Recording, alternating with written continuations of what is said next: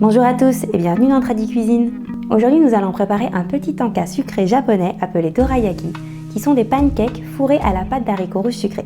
Alors pour ceux qui n'aiment pas la pâte d'haricots rouges sucrés, je vous rassure, de nos jours on en trouve même fourrés à la crème pâtissière, parfois parfumés avec un petit peu de matcha pour le côté japonais. Pour ceux qui aiment la pâte d'haricots rouges, vous pouvez acheter de la pâte toute prête dans les magasins spécialisés, mais si vous voulez savoir comment je la prépare à la maison, faites-le moi savoir dans les commentaires et je ferai une vidéo dessus. Allez, c'est parti!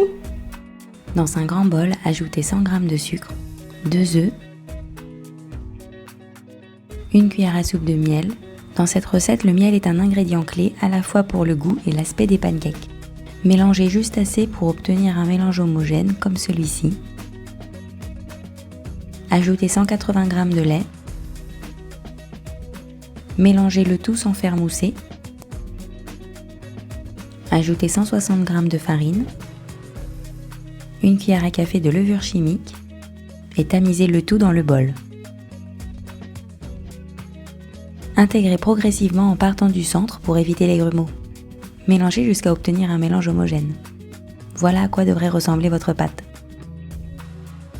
Couvrir et laisser reposer pendant 20 minutes. Pendant ce temps, avec la pâte d'haricots rouges, formez des boulettes de 40-45 g avec vos mains. On passe ensuite à la cuisson des pancakes. Chauffez une poêle anti-adhésive à feu moyen doux. Pour chaque pancake, ajoutez un peu d'huile puis la retirez entièrement avec du papier absorbant. Ajoutez ensuite 2 cuillères à soupe de pâte en une seule fois.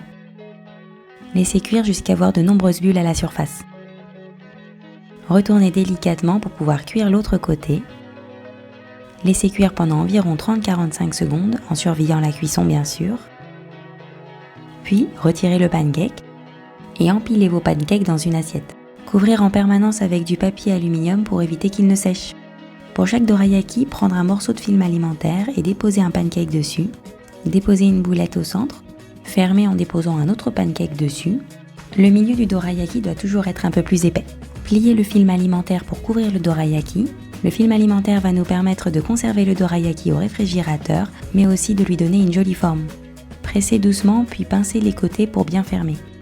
Gardez au frais et consommez dans les 2 jours.